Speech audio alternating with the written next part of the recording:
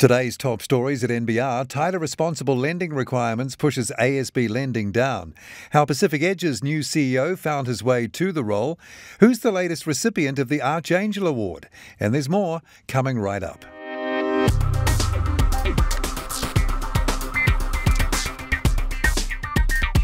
Kia ora and welcome to NBR Today, the latest business stories from the authority in New Zealand business news since 1970, nbr.co.nz. It's Wednesday, February 9th. I'm Paul Brennan. Thanks again for joining us. The Financial Markets Authority has defended it taking nearly 4 years to file court proceedings against two people for alleged insider trading. The market watchdog said today, Wednesday, it had filed the proceedings alleging insider trading in relation to the sale of shares in Pushpay in mid-2018. The FMA alleged that one person used this material inside information to advise or encourage another person to trade in the lead-up to the market announcement, while the other person was also involved in the conduct. The FMA has taken more than 3 years to file charges in relation to the matter.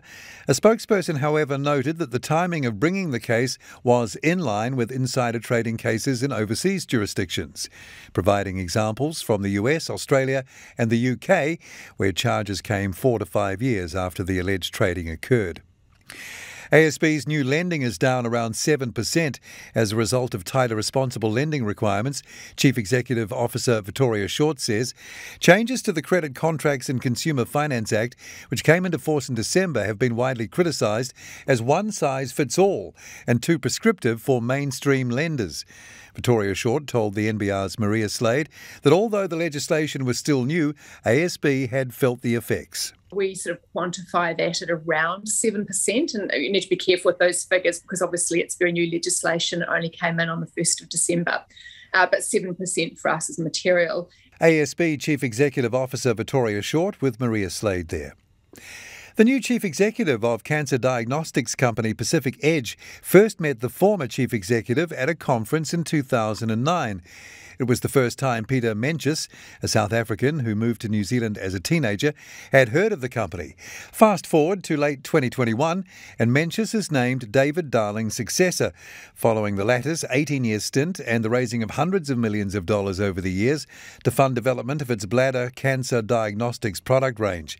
Mencius officially took the reins on January 17, with Darling introducing him to the Pacific Edge team at a company morning tea, as is custom for every new employee. The landlord of a vineyard tenanted by Sacred Hill Marlborough, which was sold out of receivership late last year, are chasing up the new owners in a bid to terminate the lease. The Marlborough business was sold for $43 million as a going concern to contract winemaker Vinlink Marlborough in July. On learning of the planned receivership sale, Bartlett's Creek, the property owner and one of 11 landlords, wanted to consider the option of purchasing the lease for the 94.8 hectare property from the receivers so that it would be able to choose who would tenant the site for the remainder of the lease, which ends in 2051. Bartlett's Creek appeared in the Auckland High Court this morning, Wednesday morning, with Vinlink as the respondent, with the landlord seeking an urgent hearing over its attempt to take control of the land. It may seem strange that one of the country's most high-profile angel investors, Rudy Booblets, isn't really all that fussed by returns. Booblets was announced today, Wednesday, as the latest recipient of the Archangel Award, handed out by the Angel Association of New Zealand to recognise angel investors who advocate for the endeavour and make a significant difference to New Zealand's startup ecosystem. In announcing the award, Angel Association Chair Suze Reynolds characterised Booblets' style as maverick, saying it could at times bump up against Kiwi Reserve, while fellow Archangel Deborah Hall called him a relentless force for good, even though his direct tell-it-as-I-see-it approach is not always to everyone's taste. The rise in the cost of construction materials is close to the sector's previous 2017 peak and is likely to keep rising, CoreLogic's latest quarterly building index shows. The figures follow a New Zealand Infrastructure Commission report saying the increase in the cost of residential and non-residential construction is at its highest since the global financial crisis. Construction costs rose 6.1% in 2021, CoreLogic's Cordell Construction Cost Index demonstrates. This was the biggest rise since the first quarter of 2018. The full details of those stories and more are at nbr.co.nz right now. Tomorrow at NBR, in his politics column, Brent Edwards refutes protesters' claims that New Zealand has become a dictatorship.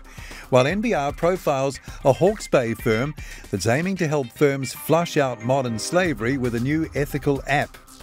I'm Paul Brennan. Join me again from around lunchtime tomorrow for NBR's trending stories. Then again from 5:30 tomorrow right here for another NBR Today.